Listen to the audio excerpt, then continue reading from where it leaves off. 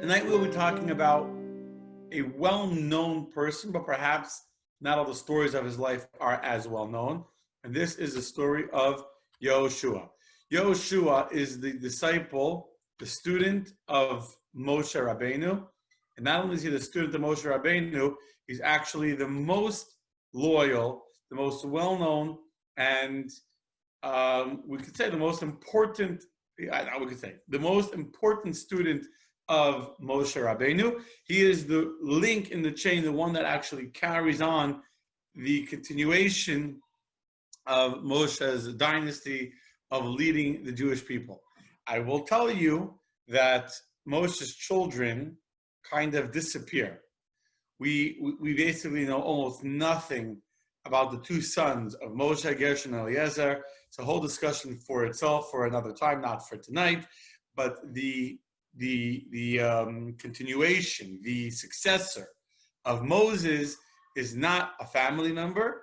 It's not someone that was a child of Moses. It is his student from a different tribe, Yehoshua. The reason why I decided to talk about Yehoshua tonight is for two reasons. The first reason is because it is in this week's Torah reading, in the Parsha of Shlach, where we find the first heroic act, so to say, of Joshua. I'll get to it in 2 minutes, but for the sake of clarity and going in order, I will share with you the story of Joshua's life, and when I get to the story of this week's Torah reading, the spies, I will reconnect it. Yehoshua was born in the land of Egypt, born during the Egyptian slavery.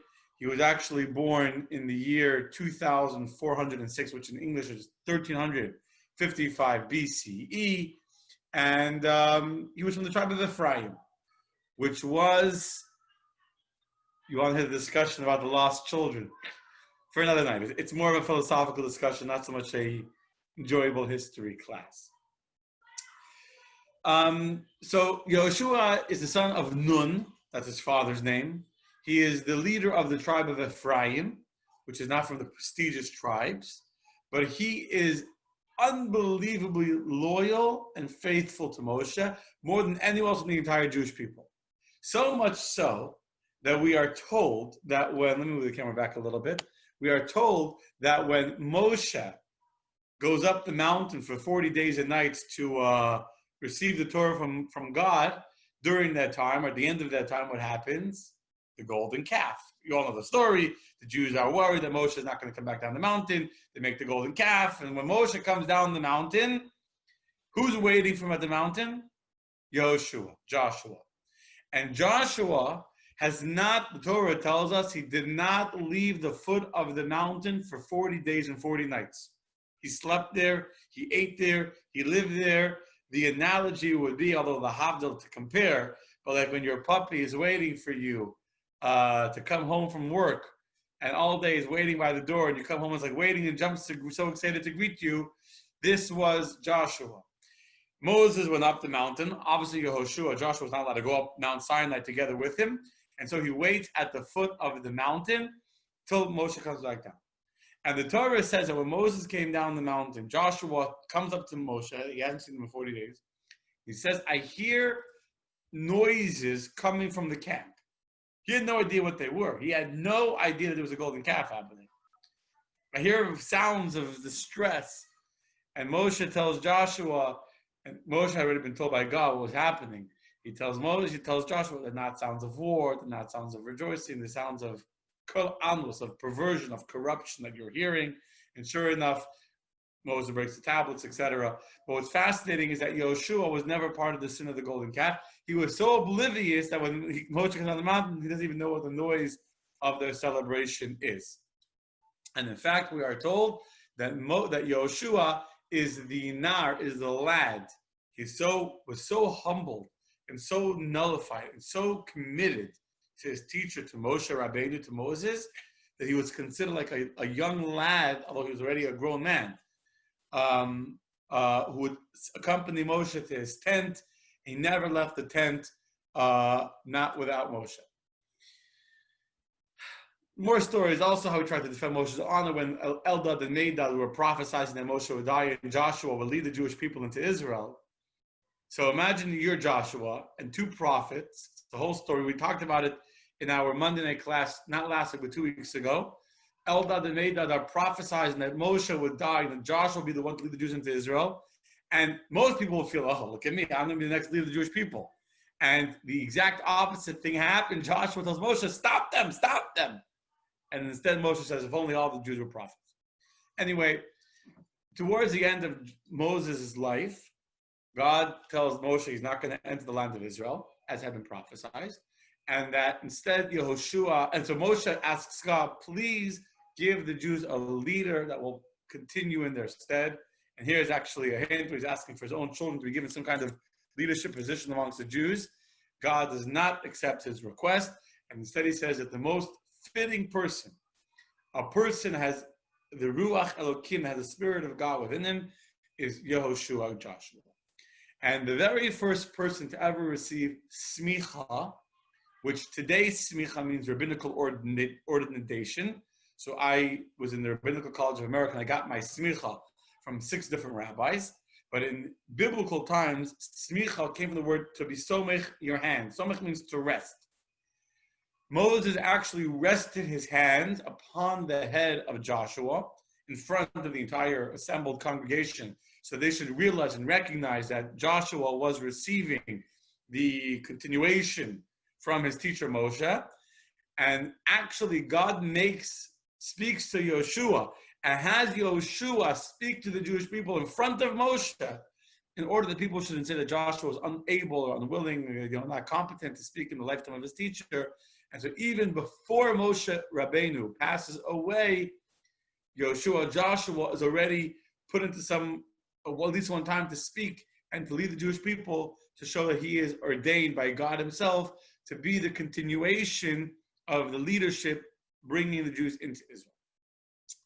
However, the most special story in the Chumash, in the Bible, because remember, Joshua's a whole book of Tanakh named after him, book of Joshua, but the most famous story in Torah about the story of Joshua is in this week's Parsha, where Moshe sends 12 leaders of the 12 tribes, one prince of each tribe, one representative of each tribe, to be the spies who will scout out the land of Israel and to decide how best to conquer the land after they had left Egypt. Without getting into the whole story, I'm sure many of you are familiar with the story, at least in general. The 12 spies go into the land of Israel. 10 of them come back with a very negative, terrible, dismal report how the city is fortified, and as you can see behind me there, the cities have walls and that they can't be conquered and the people are giants, etc., etc. 2 of the 12 spies, one is Kalev ben Yefuneh, and one is Yehoshua, Joshua, come back with a positive report. How do they overcome the temptation of the other 10 spies? And I don't want to get into the whole discussion why the spies didn't want to enter Israel. It's also for another night, for another discussion. So Brenda, put that on the list of things to talk about. But 10 of the spies do not want to enter the land of Israel. 2 remain loyal to God. Who are the 2? One is Kalev. Kalev, it actually says, went to pray at Hebron, at the burial site of our forefathers, our patriarchs, our matriarchs, to be spiritually strengthened, to not be led astray by the spies. And the other one is Yehoshua. Now, actually, how does he overcome the temptation to do the sin of the other spies? So actually, in the beginning of this week's Torah reading, it tells us that the name of Joshua at the beginning of his lifetime was not Joshua, was not Yehoshua. It was Hosea, spelled in Hebrew, Hey Vav Shin Ayin, Hosea. And Moshe adds a letter to Joshua's name, and no longer would he be called Hosea, he would be called Yehoshua, adding a Yud before the Hey. So Yud Hey, Vav Shin Ayin, Yehoshua. Now Yehoshua, Yud and Hey together is Yud K, is the name of God. And basically, he was giving the name of God to Hosea, that the name of God within him should give him the strength to overcome. Side note, but interesting, where did that letter Yud come from? We know that when a parent names their child, the name is exact, and there's a lot of divine meaning to a person's name. In fact, the name of a person can express and represent it's actually almost like encapsulates, the name encapsulates within it the entire essence of the person. So for Moses to change someone's name from Hosea to Yehoshua is not something you can just do just like that. There has to be some kind of spiritual source for that. So actually the Medrash tells us something very, very interesting, that the letter Yud that was added to Yehoshua's name came from a woman. The first Jewish lady in Torah is a very famous Sarah. You've all heard of Sarah, right? Abraham and Sarah. But if you look in the Torah, in the beginning of Sarah's lifetime, her name was not Sarah. Her name was actually Sarai. Sarai, spelled Sin Resh Yud. And then before she's going to have a child, God changes her name from Sarai to Sarah. Sarah, the hay. So the Medrash tells us that the letter Yud complained before God. And the letter Yud said to God, it's not fair. You just evicted me. You can't just kick me out just like that and not give me a representation. You can't just remove me from a name.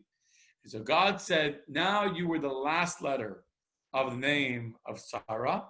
I will replace you to be the first letter of somebody else.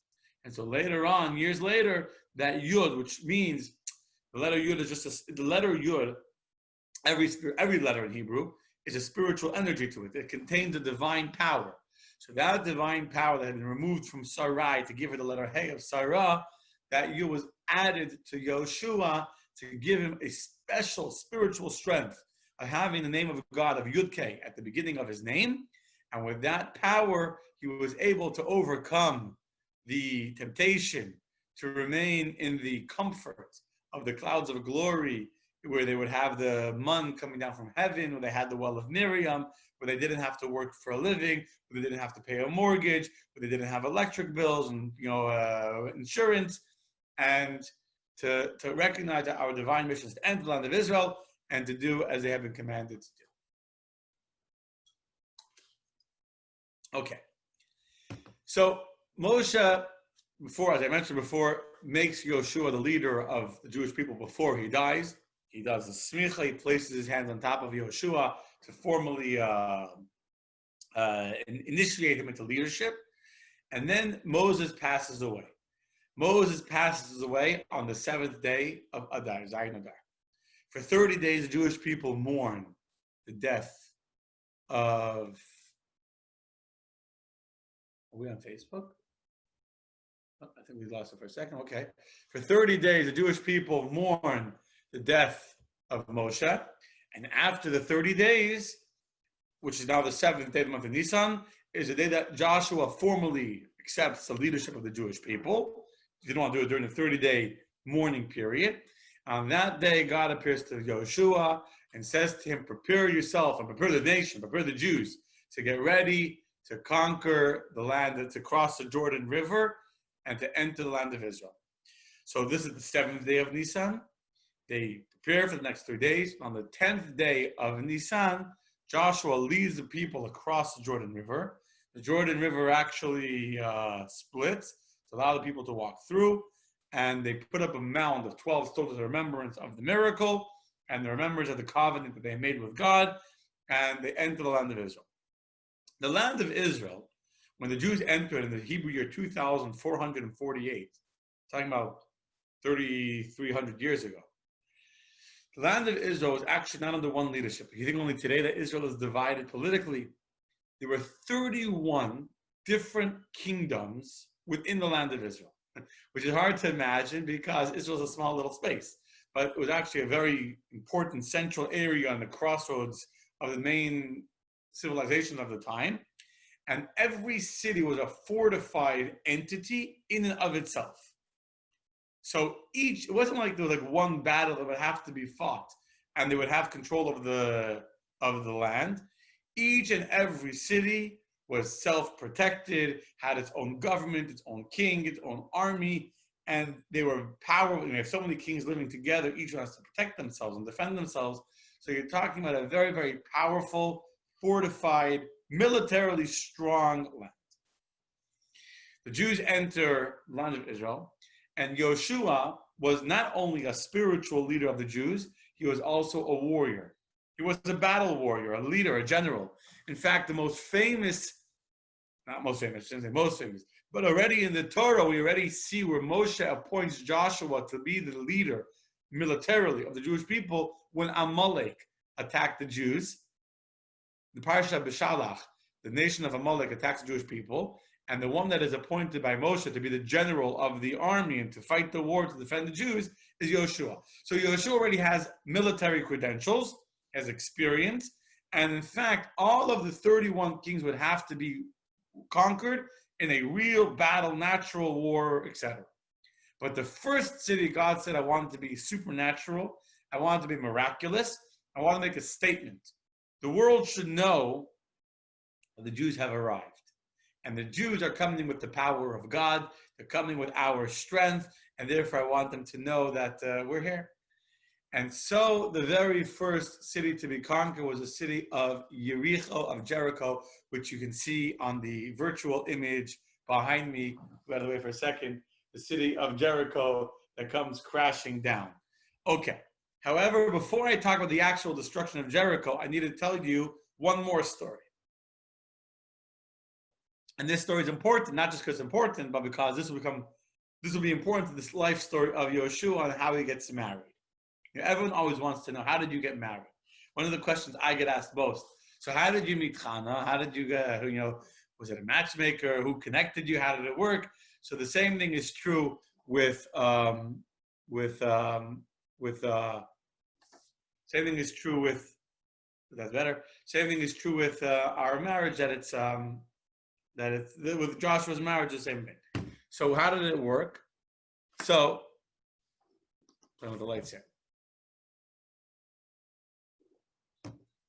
Immediately after the Jews crossed the Jordan River, before they went to attack the city of Jericho, Joshua sends 2 spies to go to the city of Jericho and to see what's going on there, to see how to conquer it, what will be the best way to break through the walls.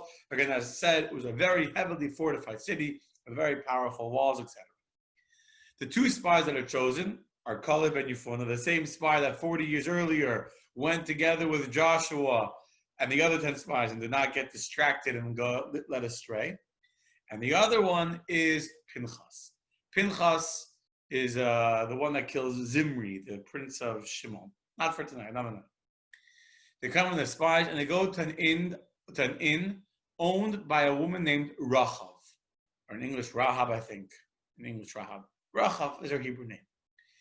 She's not Jewish though, but she asks them who they are and she realizes who they are. And actually, the army, the Jericho army, discovered that there were spies from Moshe inside Jericho, and they came in to her inn to find out where the spies were. So she saw the army was coming. She realized who was in her house, and she actually goes and she hides Kalev and Pinchas on the roof of her inn under hay or flax that was drying. So there was, they would like lay out the hay or whatever it was, and it was drying. I think it was flax. They're lying under the bundles. The army, the soldiers come in, the officers come in looking for the 2 spies that did not come to her inn. Said, where are they? And she said, you just missed them. They just left 5 minutes ago. They went out of the city, run that way. So they run out that way. She goes up to the roof. And she says to these 2 men that just like I saved, she said, I know that you guys are the Jews. And I've heard the stories of what God did for you, and I want to be part of the Jewish people. And my heart is sincere. Just as I saved your life, I didn't have to. I could have given you over to the authorities. I want you to promise me that you will save my life as well. I have full belief in your God and that you will win the war against Jericho. I want you to promise that you will spare my life. So they made a deal with her. They said to her, you should take a red string and put it outside your window. And this way, when we come in to fight the war, we'll know this red string is your home. We'll make sure that the army, the soldiers don't touch this one. She does that. Sure enough, when the city is destroyed and conquered, she is saved. And in the end, she makes a full conversion to Judaism. She's a very righteous woman. And she actually ends up becoming the wife of Yehoshua. And that's how Yehoshua and Rachav meet, by the spies that were hanging out in her house or on her roof. And when they hung the red the red thing, she was saved and brought to Yehoshua, and she eventually converts. So after they come back from their mission, God tells Yehoshua that for 7 days the Jewish people should circle the city of Jericho, of Yericho. They went with the ark. The ark was normally kept in the Mishkan, in the tabernacle. For 7 days they took the ark outside of the Mishkan. The ark led the way, and all the priests and all the Jews make a complete circle around the city of Yericho in full display of all the people in the city everyone can see. On the 7th day, they went around 7 times, all as God commanded. They circled the city 7 times, not just 1 time. And then, after they circled with the ark 7 times, all the priests pulled out a shofar. And they blew the shofar, and as they blew the shofar, the walls of Yericho just came crumbling down to the ground. And the entire fortress and barrier and protection of the people just disappeared like that. They were caught completely off guard. They had no way of defending themselves when their walls just came crashing down. And the people, the army of Israel, conquered the entire city of Yericho without losing a man. An easy battle.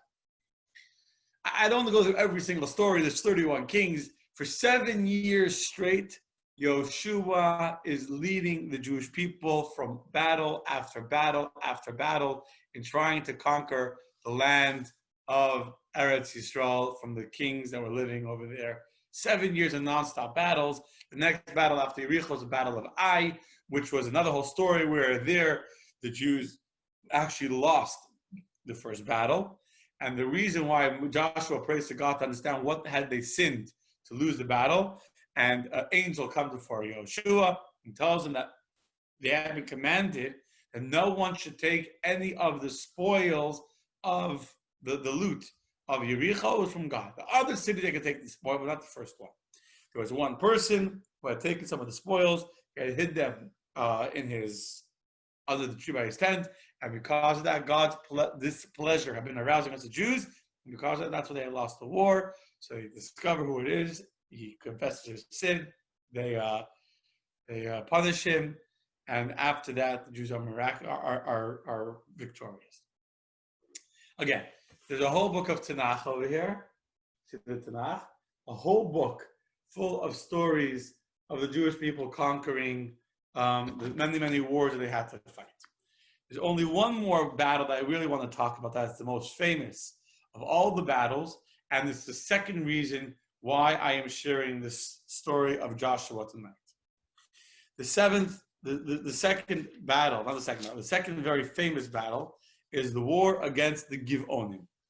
Now the Gibeonim, the Gibeonites in English, the Gibeonites had actually tricked the Jewish people earlier. They had come dressed, and they had heard what happened in Yericho, so they acted with deceit, it says, and they disguised themselves as if they were travelers coming from a distant land. They made their shoes all dusty and dirty, and they pretended like they come from, they took their worn out shoes and they put the donkey legs that were dried out, and they came before Joshua at his camp, and they said to him, "Come from a very distant land, and I want to make a peace treaty with you."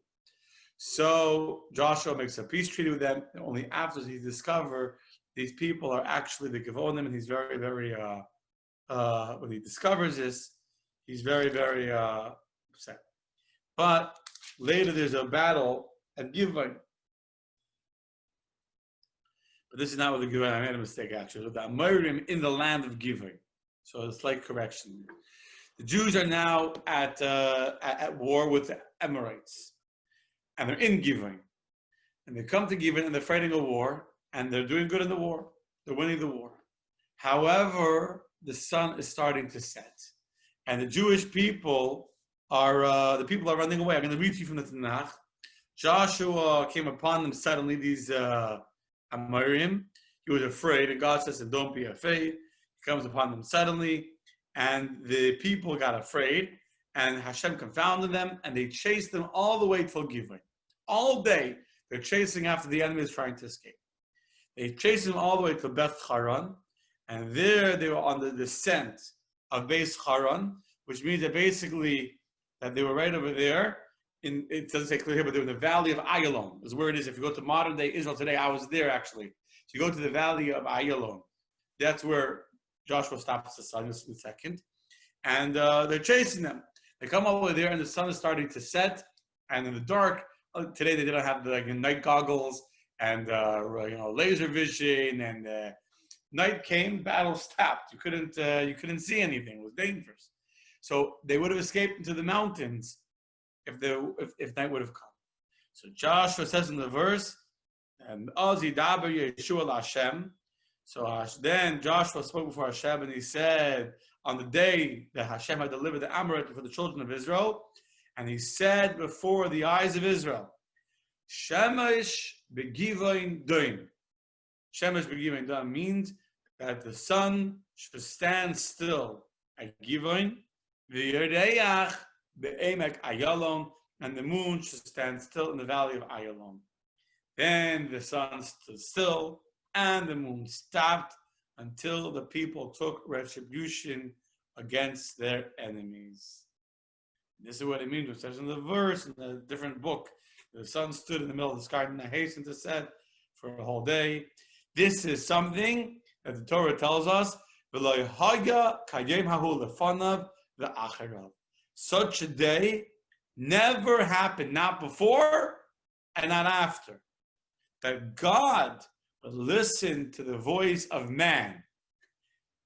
Man, Joshua, is telling God, God, stop nature. Stop when the sea split. That wasn't Moshe telling the sea to split. That was Hashem telling Moshe, stretch out your stick, and the sun and the ocean split. Here, there's a natural course of events going on, natural order of events, and Moshe and Yehoshua tells Hashem, stop the sun. Shemesh begivain doim. The sun should stop still in Givain. The moon should stop over the valley of Ayalon.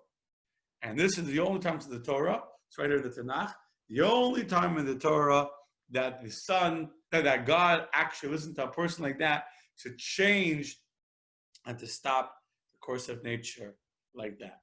Normally, when God does a miracle, he does it within nature, not to openly, blatantly stop nature just like that. Those are the two most famous of all of the battles of Yehoshua. Obviously, there's many more. 7 years it takes him to conquer the land of Israel. Another 7 years just to inhabit the land, to give everyone a chance to settle their farms and their cattle and their et cetera, et cetera. And then Joshua gathers the people in the city of Shechem. The Jewish people, they've won many wars, but their future is still very shaky. They're still relatively new in the land of Israel. The land was not entirely settled, and there were still some pockets of enemies that had not been conquered. The Jews were sick of battle. They didn't want to fight anymore. They all had their territory and their land and their farms and their barns, and they didn't want to fight anymore. And so there were still places where the nations that were living there had not been eradicated the way God had wanted. And there was still the possibility of guerrilla warfare and of attacks from the enemies, which indeed would happen for many, many more times over the course of Jewish history in Israel. Even more importantly, there was a threat of assimilation and intermarriage, that the Jews that would be living amongst these other nations that were still in the land of Israel would eventually impact and affect the Jewish mindset with their culture of idolatry and idol worship and paganism, etc., etc. And so therefore Joshua gathered the Jews together in a very famous address, very poetic, where he makes the people swear to him they will follow in the path of Hashem. They will always be strong and not to give in to the nations that will be living around them. And only by loyalty to the Torah are they assured a healthy national existence. And the Jewish people swear thus to Yehoshua. 2 years later, at the age of 110 years old, on Chavav Nisan, on the 26th day of the month of Nisan, Yehoshua passes away. He's buried in the mountain of Ephraim, called Har Ephraim, in the territory of his nation. And it says that he was deeply mourned by his people. Now, the reason, I forgot, okay.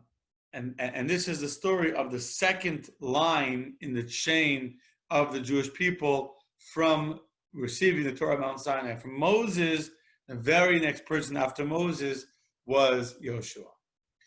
The second reason why I wanted to share the story of Yehoshua tonight, besides it's an interesting story, like all stories from history that are interesting, is because the event that I just described, where Yehoshua, the only time in history that Yehoshua, that a human being could tell God to stop the course of nature, and that a human being could say, sun, stop, moon, stop.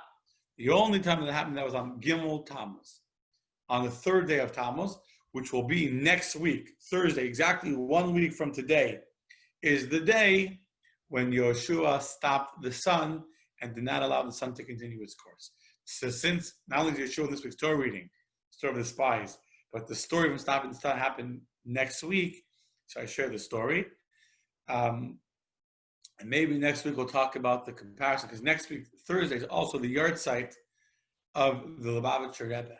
Gimel Tammuz, the very day on which Yehoshua stopped the sun.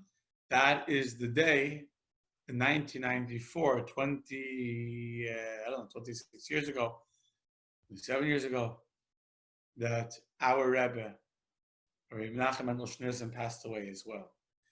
There's a lot of messages, but I'll just say one thought, and we'll leave it at that for this. Next week, God willing, Thursday night, we will have an intimate Farbrengen. I'm not sure exactly, maybe I'll do a few rabbis together, but next week will be a heartfelt Farbrengen on the yard site of the Rebbe. We'll deal with that next week. We'll see exactly what we'll do. Wednesday will be a special program, and Thursday will be something more intimate just for our community.